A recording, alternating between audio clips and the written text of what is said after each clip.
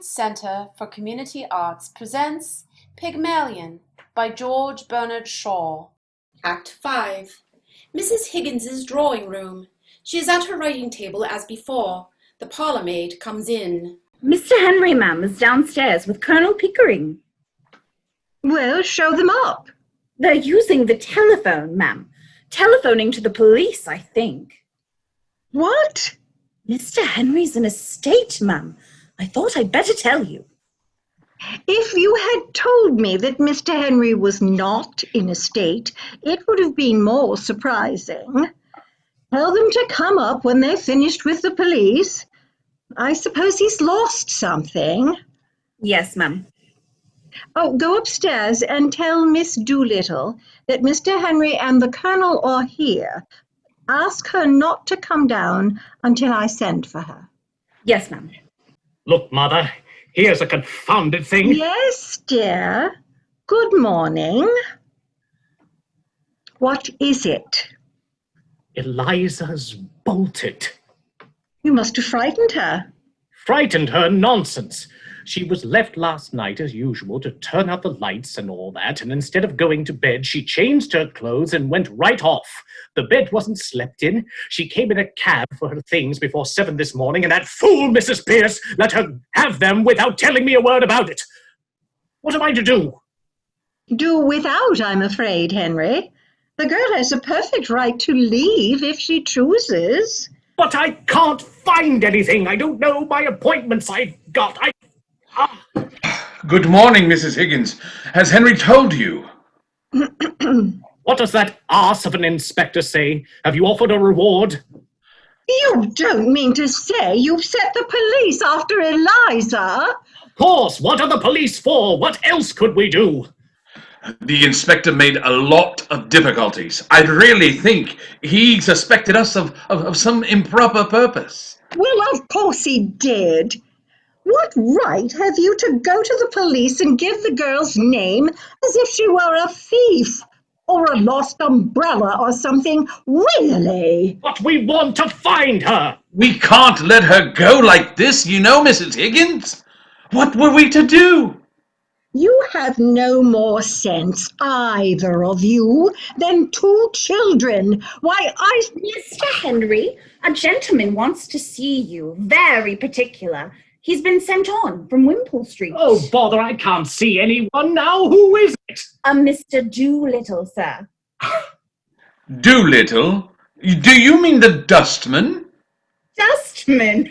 Oh, no, sir. A gentleman. By George, Pick, it's some relative of hers that she's gone to. Somebody we know nothing about. Quick. Yes, sir.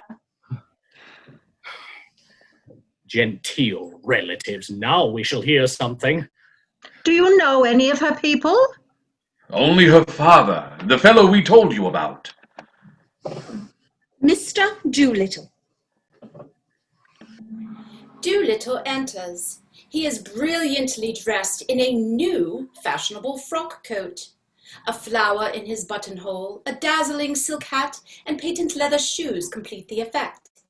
He is too concerned with the business he has come on to notice Mrs. Higgins. He walks straight to Higgins and accosts him with vehement reproach. See here, do you see this? You done this? Done what, man? This, I tell you, look at it. Look at this hat. Has Eliza been buying you clothes? Eliza, not she, not half. Why would she buy me clothes? Good morning, Mr. Doolittle. Won't you sit down? Asking your pardon, ma'am. Thank you. I am that full of what has happened to me that I can't think of anything else. What the dickens has happened to you? I shouldn't mind if it only happened to me. Anything might happen to anybody and nobody to blame but Providence, as you might say. But this is something that you've done to me. Yes, you, Henry Higgins. Have you found Eliza? That's the point. Have you lost her?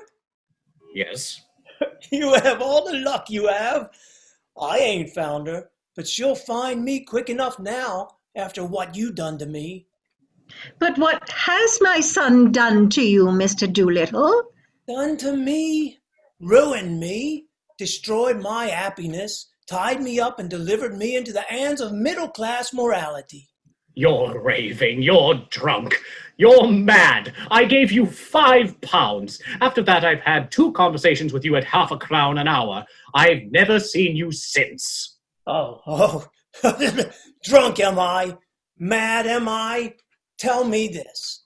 Did you or did you not write a letter to an old blighter in America that was given $5 million to found moral reform societies all over the world, and that you wanted you to invent a universal language for him? What, Ezra D. Wannafeller? He's dead! Yes, he's dead, and I'm done for.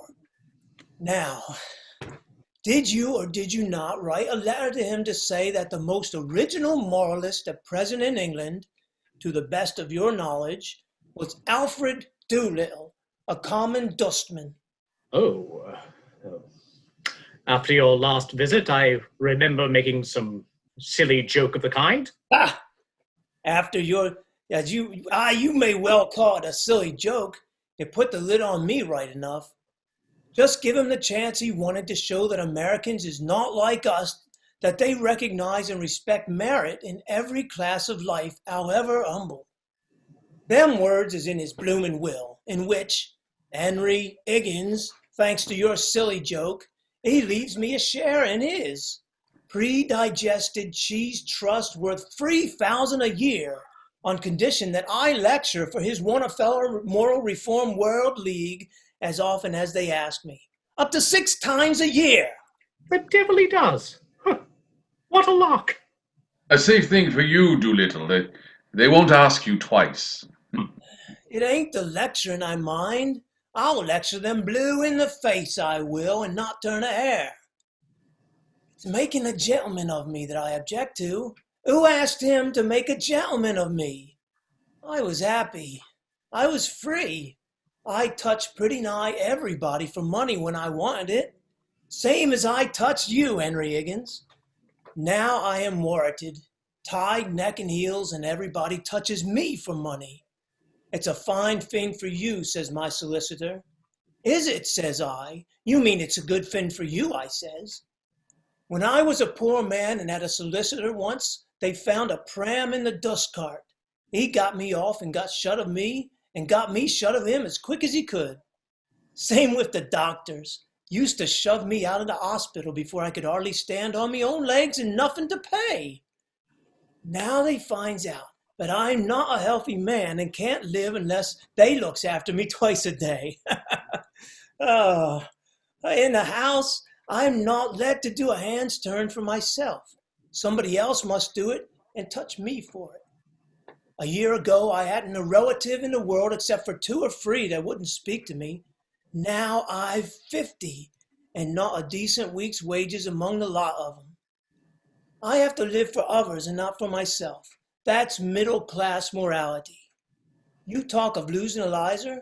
Don't you be anxious. I bet she's on my doorstep by this. Steve could support herself easy by selling flowers if I wasn't respectable. And the next one to touch me will be you, Henry Higgins. I'll have to learn to speak middle-class language from you instead of speaking proper English.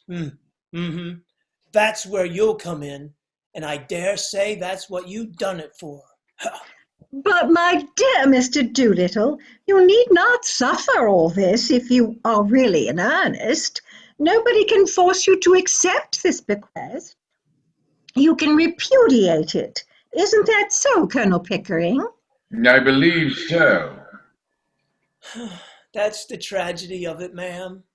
It's easy to say chuck it, but I haven't the nerve. Which one of us has? We're all intimidated. Intimidated, man, that's what we are. What is there for me if I chuck it but the workhouse in my old age? I have to dye my hair already to keep my job as a dustman. If I was one of the deserving poor and had put it by a little bit, I could chuck it. But then why should I? Because all the deserving poor might as well be millionaires for all the happiness they ever has. They don't know what happiness is. But I, as one of the undeserving poor, have nothing between me and the pauper's uniform but this here blasted 3,000 a year that shoves me into the middle class. Excuse the expression, ma'am. You'd use it yourself if you had my provocation. They've got you every way you turn. It's a choice between the skilly of the workhouse and the Charybdis of the middle class, and I haven't the nerve for the workhouse. Intimidated. That's what I am. Broke, bought up. Happier men than me will call for my dust and touch me for their tip, and I'll look on helpless and envy them. And that's what your son has brought me to. Well, I'm very glad you're not going to do anything foolish, Mr. Doolittle, for this solves the problem of Eliza's future. You can provide for her now. Yes, ma'am, I'm expected to provide for everyone now, out of 3,000 a year. Nonsense. He can't provide for her. He shan't provide for her. She doesn't belong to him. I paid him £5 for her. Doolittle?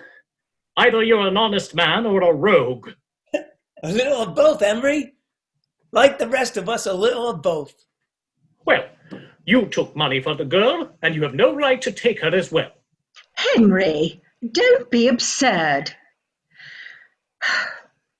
If you really want to know where Eliza is, she is upstairs.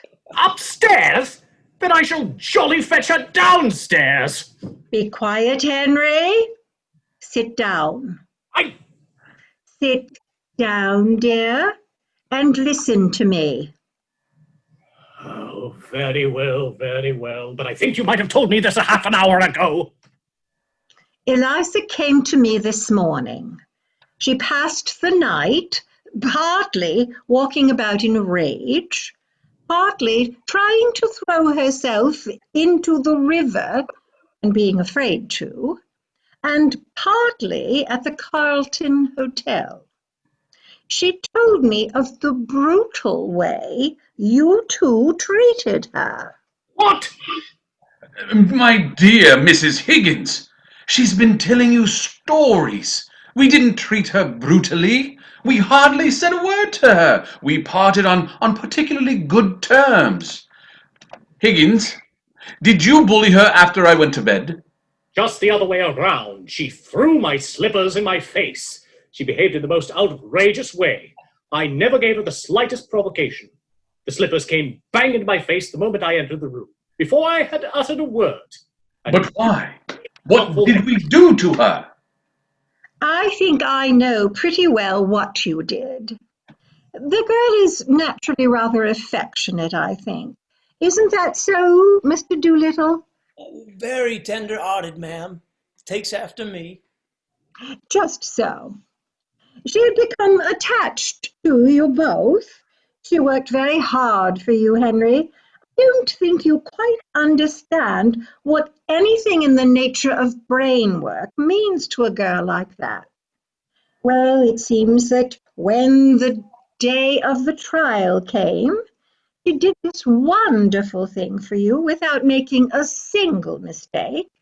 You two sat there and never said a word to her, but talked together of how glad you were it was all over and how you had been bored with the whole thing.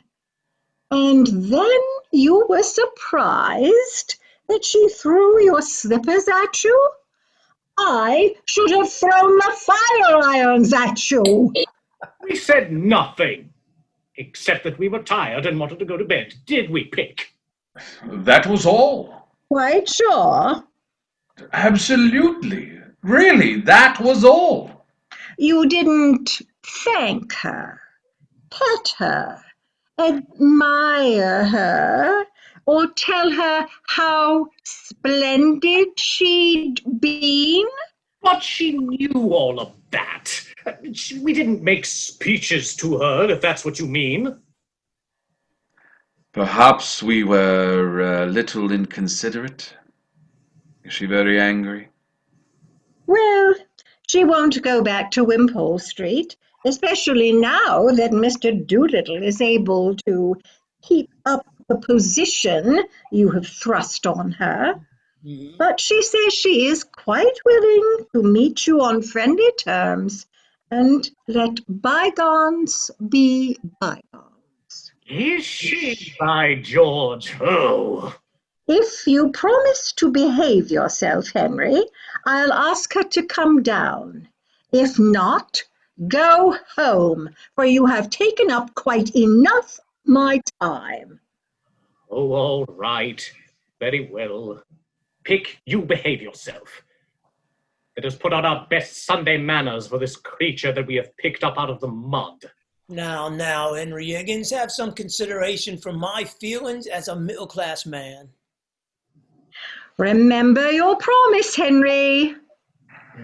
Mr. Doolittle, will you be so good as to step out onto the balcony for a moment?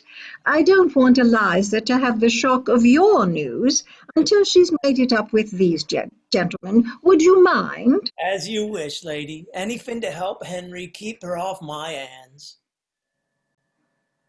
Ask Miss Doolittle to come down, please. Yes, ma'am. Now, Henry, be good. I am behaving myself perfectly. He's doing his best, Mrs. Higgins. A pause. Higgins throws back his head, stretches out his legs, and begins to whistle. Henry, dearest, you don't look at all nice in that attitude. I was not trying to look nice, Mother. It doesn't matter, dear. I only wanted to make you speak. Why? Because you can't speak and whistle at the same time.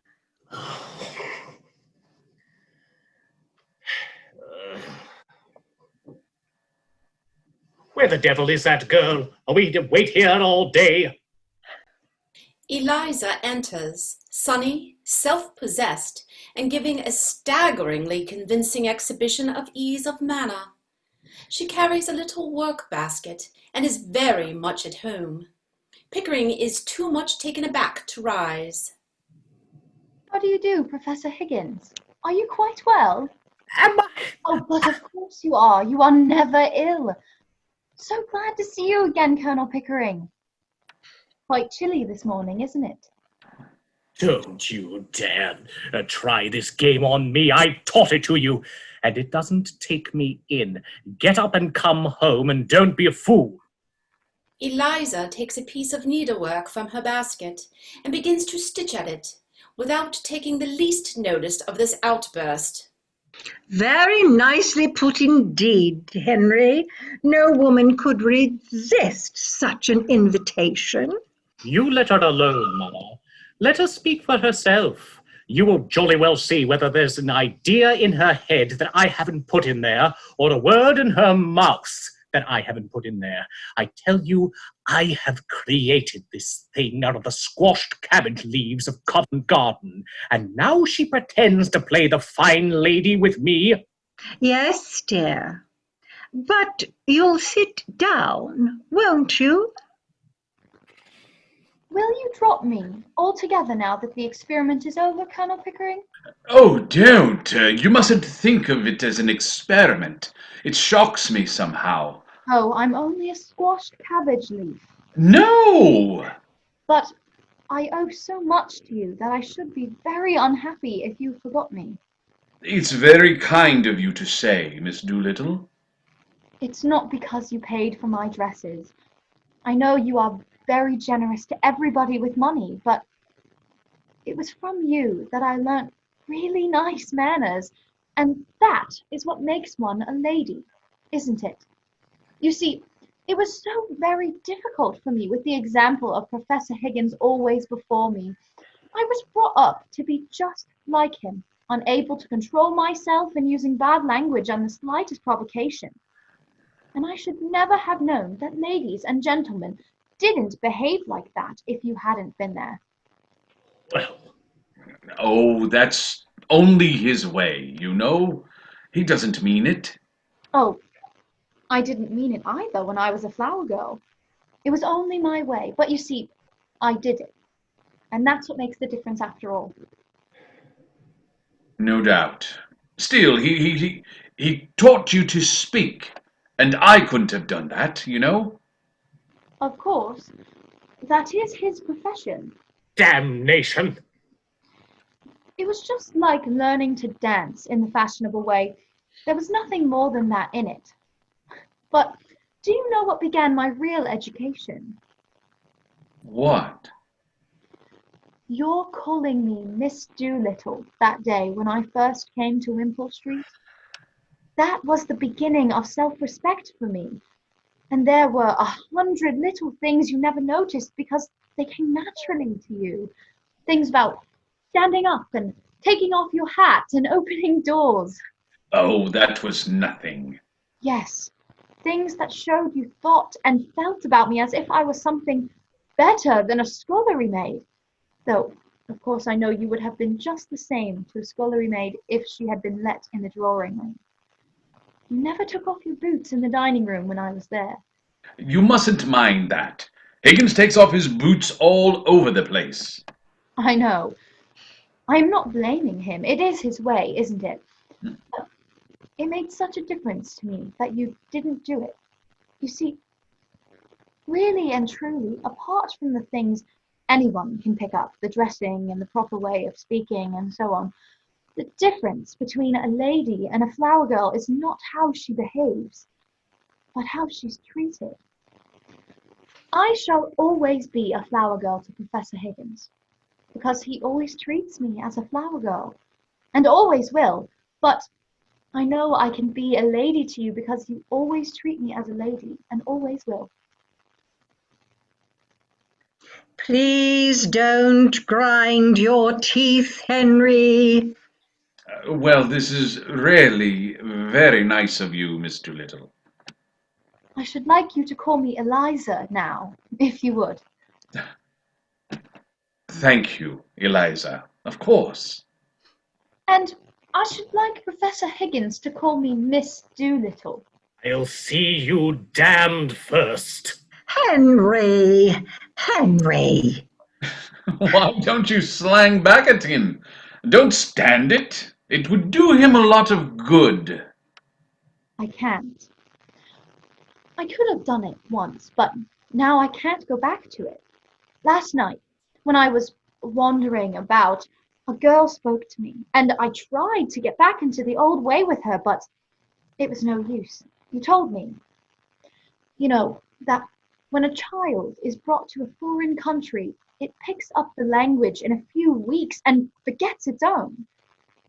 Well, I am a child in your country.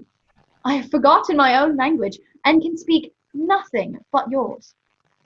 That's the real break-off with the corner of Tottenham Court Road. Leaving Wimpole Street finishes it. Oh, but you're coming back to Wimpole Street, aren't you? You'll forgive Higgins. Forgive? Will she, by George? Let her go. Let her find out how she can get on without us. She will relapse into the gutter in 3 weeks without me at her elbow. Doolittle appears at the centre window. With a look of dignified reproach at Higgins, he comes slowly and silently to his daughter, who, with her back to the window, is unconscious of his approach. He's incorrigible, Eliza. You won't relapse, will you? No, not now, never again. I have learnt my lesson.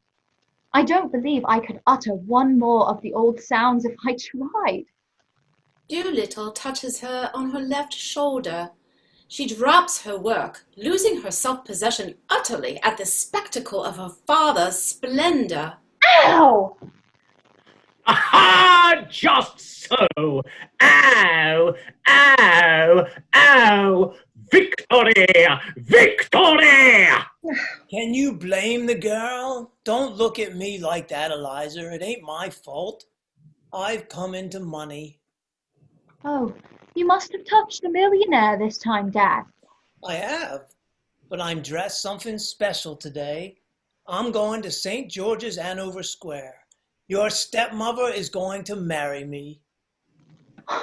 You're going to let yourself down to marry that low common woman? He ought to, Eliza. Doolittle, why has she changed her mind? Intimidated, Governor. Intimidated. Middle-class morality claims its victim. Won't you put on your hat, Liza, and come see me turned off? If the Colonel says I must, I'll demean myself and get insulted for my pains, like enough. Don't be afraid. She never comes to words with anyone now, poor woman. Respectability has broke all the spirit out of her. Be kind to them, Eliza. Make the best of it. Well, just to show there's no ill feeling, I'll be back in a moment. I feel uncommon nervous about the ceremony, Colonel. I wish you'd come and see me through it. But you've been through it before, man. You were married to Eliza's mother. Who told you that, Colonel? Well, nobody told me. I concluded naturally. No, that ain't the natural way, Colonel. It's only the middle-class way. My way was always the undeserving way. But don't say nothing to Eliza. She don't know. I always had a delicacy about telling her. Quite right. We'll leave it so, if you don't mind. And you'll come to the church, Colonel, and put me through straight? With pleasure. And as far as a bachelor can. May I come, Mr. Doolittle? I should be very sorry to miss your wedding. We should indeed be honored by your condescension, ma'am. And me poor old woman would take it as a tremendous compliment. She's been very low, thinking of the happy days that are no more. I'll order the carriage and get ready. I shan't be more than 15 minutes. Eliza, I'm going to the church to see your father married. You had better come in the brougham with me. Colonel Pickering can go with the bridegroom. Bridegroom! What a word! It makes a man realize his position somehow. And before I go, Eliza, do forgive him and come back to us. I don't think Papa would allow me. Would you, Dad? They played you off very cunning, Eliza, them two sportsmen. If it had been only one of them, you could have nailed him. But you see, there was two, and one of them chaperoned the other, as you might say. It were awful of you, Colonel, but I bear no malice. I should have done the same myself. I've been the victim of one woman after another all my life, and I don't grudge you two getting the better of Eliza. I shan't interfere. It's time for us to go, Colonel. So long, Henry. See you in St. George's, Eliza. Do stay with us, Eliza. Eliza goes out on the balcony to avoid being alone with Higgins. He rises and joins her there. She immediately comes back into the room and makes for the door. But he goes along the balcony quickly and gets his back to the door before she reaches it. Well, Eliza, you've had a bit of your own back, as you call it. Have you had enough? And are you going to be reasonable, or do you want any more? You want me back only to pick up your slippers and put up with your tempers and fetch and carry for you. I haven't said I wanted you back at all. Oh, indeed. Then what are we talking about? About you, not about me. If you come back, I shall treat you just as I have always treated you. I can't change my nature, and I don't intend to change my manners. My manners are exactly the same as Colonel Pickering's. That's not true. He treats a flower girl as if she was a duchess. And I treat a duchess as if she were a flower girl. I see. The same to everybody. Just so. Like father. Without accepting the comparison at all points, Eliza, it is quite true that your father is not a snob, and that he will be quite at home at any station of life to which his eccentric destiny may call him. The great secret, Eliza, is not having bad manners or good manners or any other particular sort of manners, but having the same manner for all human souls. In short, behaving as if you were in heaven, where there are no third-class carriages, and one soul is as good as another. Amen. You are a born preacher. The question is not whether I treat you rudely, but whether you have ever heard me treat anyone else better. I don't care how you treat me. I don't mind your swearing at me. I don't mind a black eye. I've had one before this, but I won't be passed over. Then get out of my way, for I won't stop you. You talk about me as if I were a motor bus. So you are a motor bus. All bounce and go and no consideration for anyone. But I can do without you. Don't think I can't. I know you can. I told you you could. I know you did, you brute. You wanted to get rid of me. Liar. Thank you. You never ask yourself, I suppose, whether I could do without you. Don't you try to get round me. You'll have to do without me. I can do without anybody. I have my own soul, my own spark of divine fire. But I shall miss you, Eliza. I have learned something from your idiotic notions. I confess that humbly and gratefully. And I have grown accustomed to your voice and appearance. I like them, rather. Well, you have both of them on your gramophone and in your book of photographs. When you feel lonely without me, you can turn on the machine. It's got no feelings to hurt. I can't turn your soul on. Leave me those feelings, and you can take away the voice and the face. They are not you. Oh, you are a devil. You can twist the heart in a girl as easy as some could twist her arms to hurt her. Mrs. Pierce warned me. Time and time again she has wanted to leave you, and you always got round to her at the last minute. And you don't care a bit for her, and you don't care a bit for me. I care for life, for humanity, and you are a part of it that has come my way and been built into my house. What else can you or anyone ask? I won't care for anybody that doesn't care for me. Oh, commercial principles, Eliza, like selling violets, is it? Don't sneer at me. It's mean to sneer at me. I have never sneered in all my life. Sneering doesn't become either the human face or the human soul. I am expressing my righteous contempt for commercialism. I don't and won't trade in affection. You call me a brute because you couldn't buy a claim on me by fetching my slippers and finding my spectacles. You were a fool. I think a woman fetching a man's slippers is disgusting. Did I ever fetch your slippers? I think a great deal more of you for throwing them in my face. No use slaving for me and then saying you want to be cared for. Who cares for a slave? If you come back, come for the sake of good fellowship, for you'll get nothing else. You have 1,000 times as much out of me as I have out of you. And if you dare to set up your little dog's tricks of fetching and carrying slippers or against my creation of a Duchess Eliza, I'll slam the door in your silly face. What did you do it for if you didn't care for me? Why, because it was my job.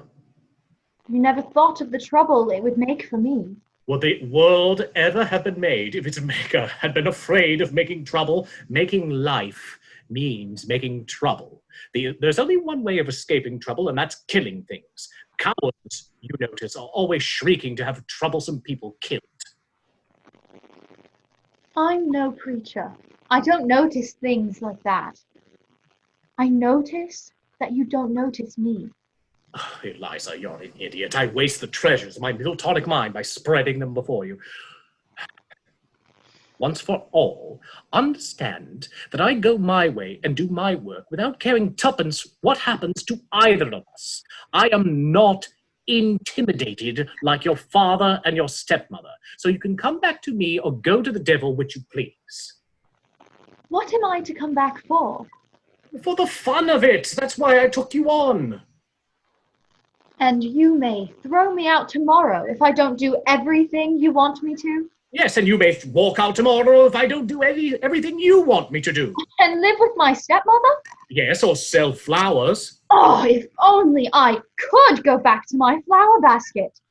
I should be independent of you both, and father, and all of the world.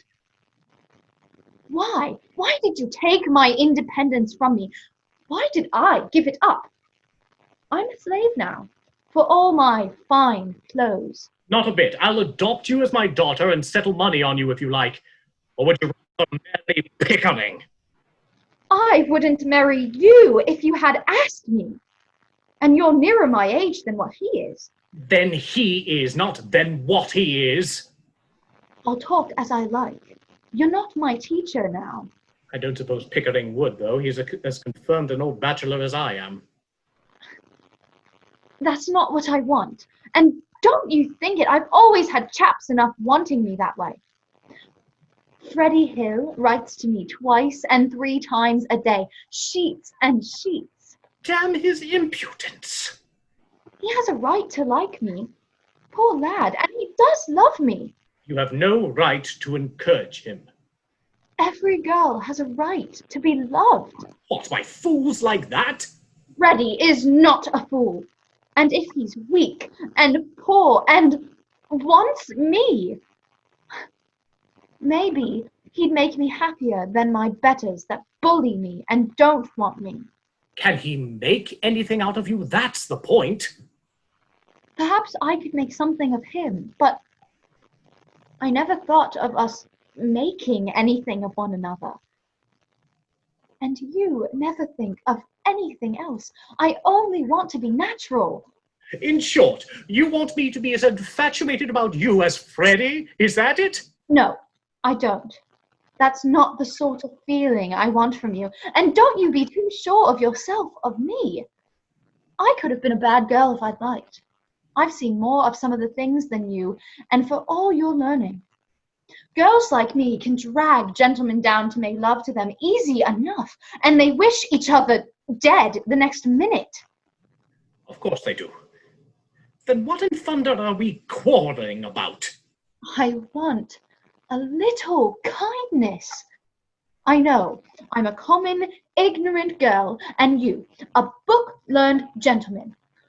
But I'm not dirt under your feet. What I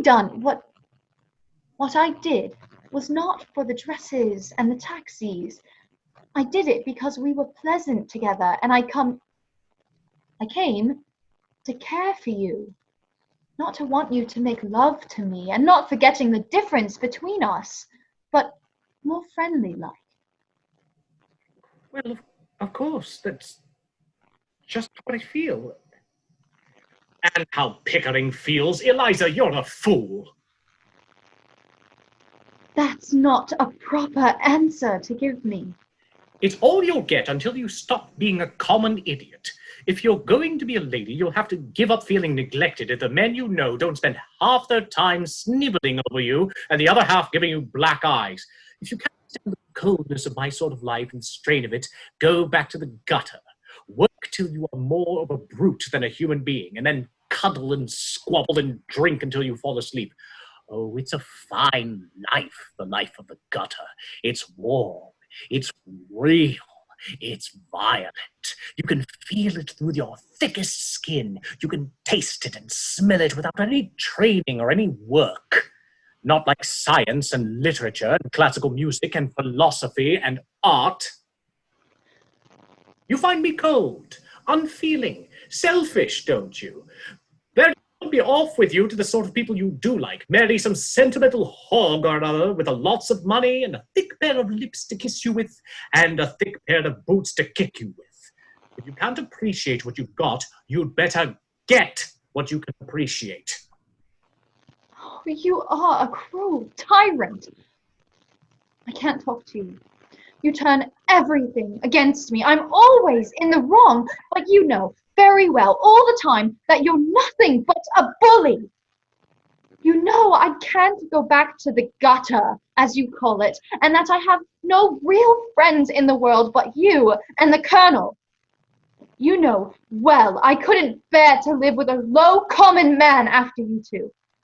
And it's wicked and cruel of you to insult me by pretending I could. You think I must go back to Wimpole Street because I have nowhere else to go but father's. But don't you be too sure that you have me under your feet to be trampled on and talked down. I'll marry Freddie. I will, as soon as he's able to support me. Shh. You shall marry an ambassador. You shall marry the Governor of India, or the Lord Lieutenant of Ireland, or somebody who wants a deputy queen. I'm not going to have my masterpiece thrown away on Freddie. You think I like you to say that, but I haven't forgotten what you said a minute ago. And I won't be coaxed round as if I was a baby or a puppy. If I can't have kindness, I'll have independence. Independence? That's middle-class blasphemy. We are all dependent on one another, every soul of us on earth. I'll let you see whether I'm dependent on you. If you can preach, I can teach. I'll go be a teacher. What'll you teach in heaven's name? What you taught me, phonetics. I'll offer myself as an assistant to Professor Nailpin. What? That impostor? That humbug, that toadying ignoramus, teach him my methods, my discoveries. You take one step in his direction and I'll wring your neck. Do you hear? Wring away. What do I care? I knew you tried to strike me someday. Oh. Now I know how to deal with you. What a fool I was not to think of it before. You can't take away the knowledge you gave me. You said I had a finer ear than you, and I can be civil and kind to people, which is more than you can. That's done you, Henry Higgins. It has. Now, I don't care that for your bullying and your big talk. I'll advertise it in the papers that your Duchess is only a flower girl that you taught, and that she'll teach anybody to become a duchess just the same in 6 months for 1,000 guineas. Oh, when I think to myself of crawling under your feet and being trampled on and called names, when all the time I had only to lift up my finger to be as good as you, I could just kick myself. You damned impudent slut, you. But it's better than sniveling. Better than fetching slippers and finding spectacles, isn't it? By George, Eliza, I said I'd make a woman of you, and I have. Ha! I like you like this. Yes. You turn round and make up to me now that I'm not afraid of you and can do without you. Of course I do, you little fool. 5 minutes ago, you were like a millstone round my neck. Now you're a tower of strength, a consort, battleship. You and I and Pickering will be 3 old bachelors together instead of only 2 men and a silly girl. Mrs. Higgins returns, dressed for the wedding. Eliza instantly becomes cool and elegant. The carriage is waiting, Eliza. Are you ready? Quite. Is the professor coming? Certainly not. He can't behave himself in church.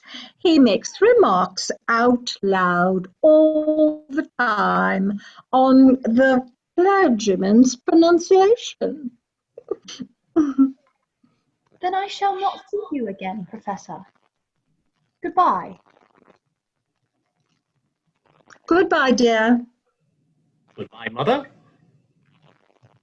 Oh, by the way, Eliza, Order a ham and Stilton cheese, will you? And buy me a pair of reindeer gloves, number 8s, and a tie to match the new suit of mine at Eel and Binman's. You can choose the color. Buy them yourself. I'm afraid you've spoiled that girl, Henry. But never mind, dear. I'll buy you the tie and gloves. Oh, don't bother. She'll buy 'em all right enough. Goodbye. They kiss. Mrs. Higgins runs out. Higgins, left alone, rattles his cash in his pocket, chuckles, and disports himself in a highly self-satisfied manner. The end.